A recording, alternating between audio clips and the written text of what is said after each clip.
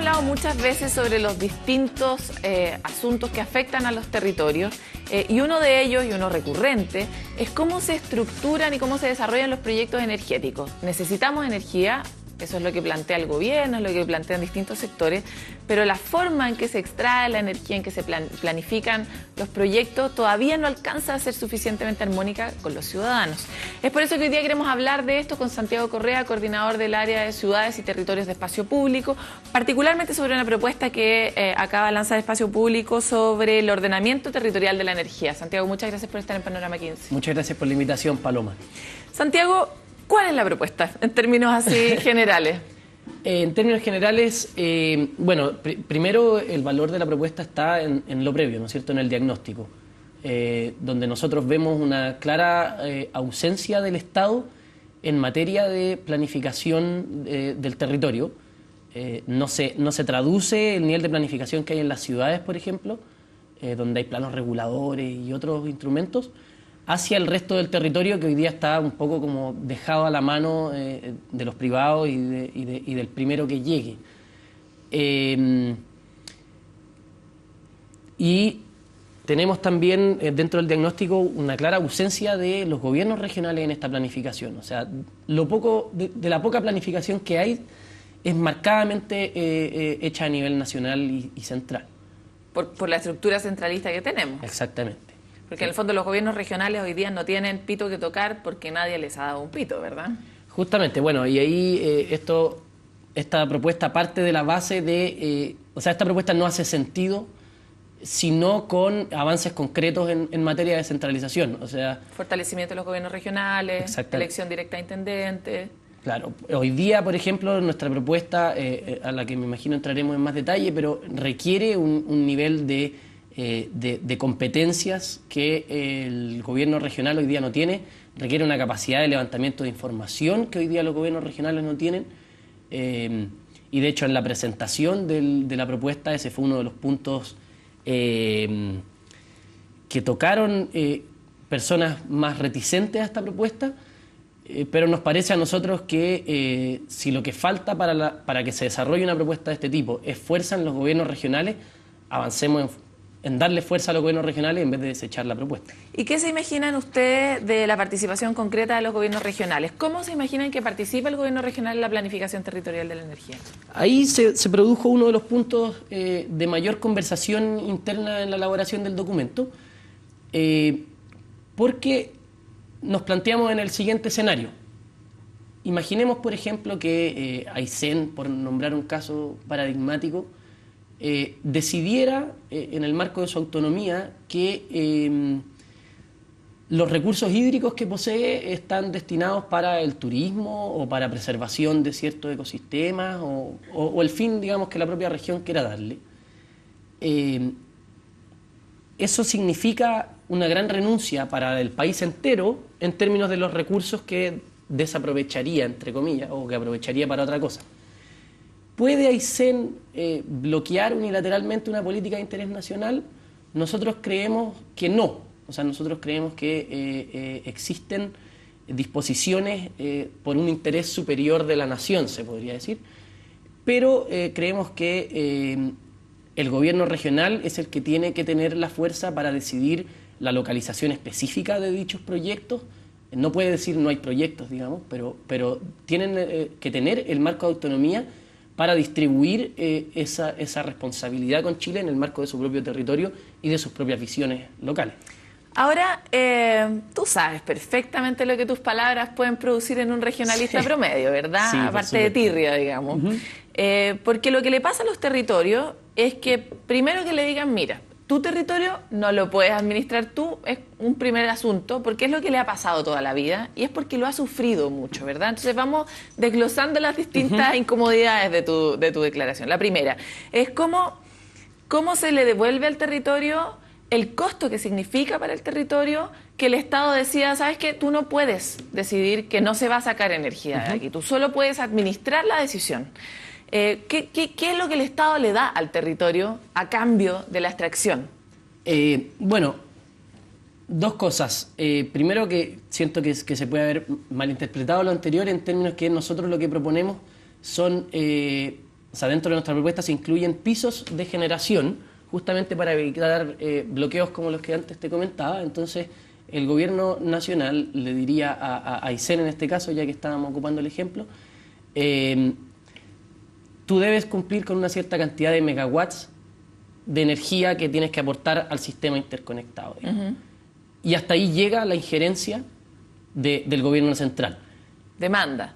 Sí, mi pregunta, ok. La territorialización de esa demanda, si es que existe esa palabra, queda a completa autonomía de las regiones, y es ahí donde justamente queremos avanzar y no retroceder en términos de autonomía regional. Mi punto va a que, por ejemplo, que ponemos de ejemplo la región de Aysén por razones evidentes, pero justamente en Aysén tenemos una ciudadanía súper hiper organizada, que tiene una definición súper hiper orientada a la conservación y no necesariamente a la extracción energética. Entonces, en el fondo, le decimos a los ayseninos, ¿sabes qué? Ustedes tienen que aportar X cantidad de megawatt al sistema. Los ayseninos te van a decir, ¿por qué? Sácalos de otro lado.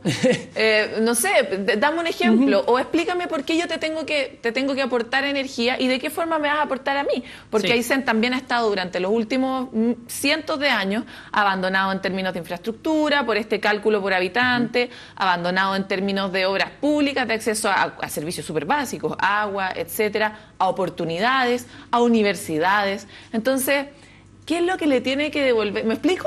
Hay una deuda tan grande con esa gente. Lo que pasa es que ciertamente, como te dije, hay dos vías que deben correr paralelamente a la que propone este estudio. Este estudio se refiere justamente a la planificación territorial y como toda planificación es ex ante, ¿no es cierto? O sea, yo no entro a la negociación directa con el privado que instala un proyecto, sino que la región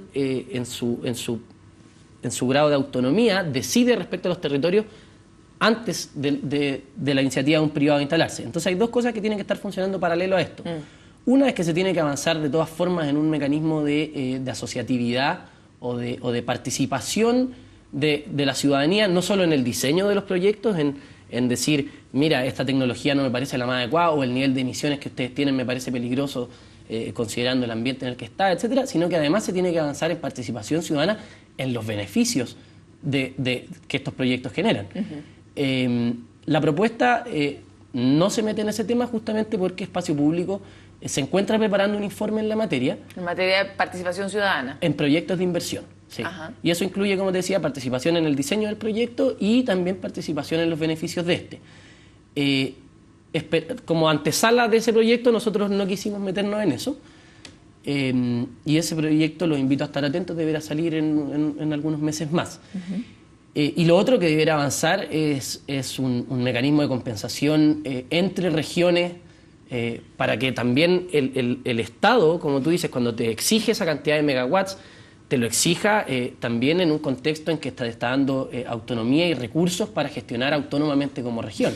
Entonces debe avanzarse en otros asuntos que ya están un poco más alejados de la propuesta, como pueden ser fondos de zona rezagada o varias de esas recomendaciones las hace también la Comisión Asesora Presidencial para Descentralización, pero eso escapa un poco de lo que nosotros quisimos resaltar en este estudio. Ahora, ustedes que el proceso de descentralización está súper detenido. O sea, llevamos un montón de tiempo esperando que efectivamente se avance en la elección directa de intendentes, en la transferencia de competencia, en un montón. ¿Para qué hablar de los asuntos tributarios y de las distintas propuestas que surgieron?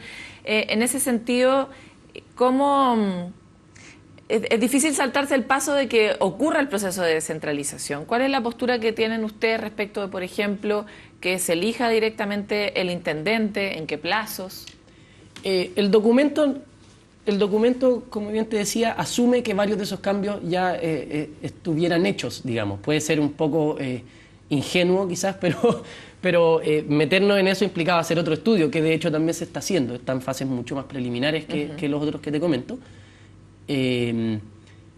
Entonces esta propuesta no tiene mayor sentido si no es con algunos servicios nacionales transferidos a las regiones. La CONAF debería tener un sentido más regional, Cernatur, entre otros, y parte del hecho de que la región sea la que conversa sobre estos temas tiene que ver también con evitar el sectorialismo con el que se maneja el territorio en Chile hoy día. O sea, aquí no solo un asunto de privados que se instalan con sus proyectos, sino que también puede llegar el MIMBU con una determinada disposición y resulta que no conversa con la del MOP ni con la de transporte. Y esas capas se tienen que ordenar a nivel territorial y el eje articulador de eso deben ser los gobiernos regionales. ¿Cómo se imaginan que el gobierno regional se debiera, o sea, cómo tomaría decisiones el gobierno regional? Porque como hoy día por un lado no tienen facultades, no tienen tampoco conexiones con los servicios que están en el territorio, es difícil que ese gobierno tenga esos roles, ¿verdad? ¿Cómo se imaginan ustedes que eso se produciría en este mundo en que nos descentralizamos? En este mundo en que nos descentralizamos, bueno, de todas formas tendría que haber intendente electo. Porque una disposición sobre el territorio que conversa entre los ciudadanos y autoridades que no les son propias, entre comillas, le resta poder a la discusión sobre el territorio. Entonces, primero eso, intendentes electos. Con seremis que dependan de la confianza del intendente y que sean una especie de gabinete, y no con seremis que responden al ministro sectorial respectivo.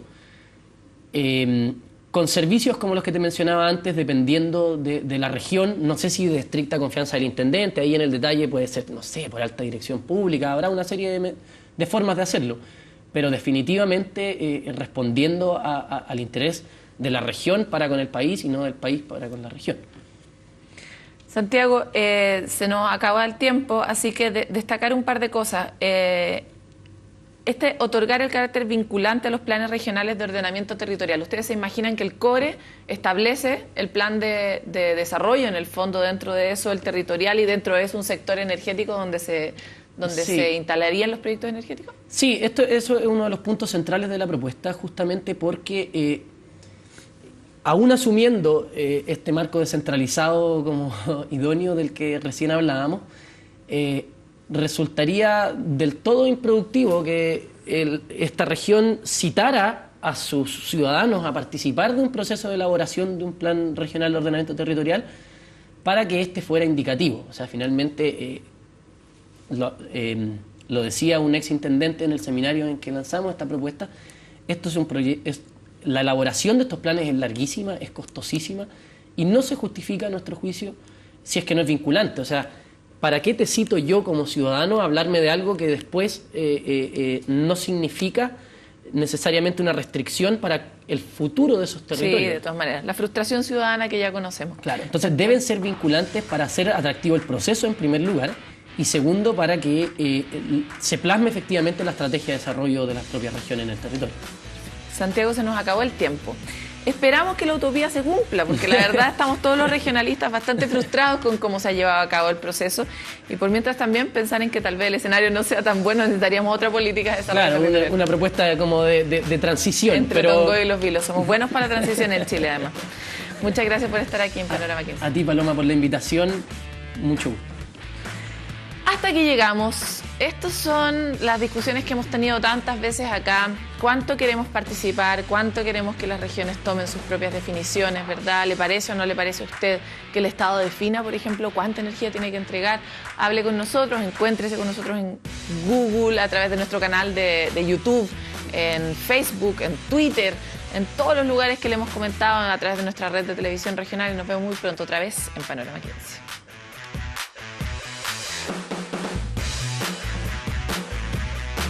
VTR presentó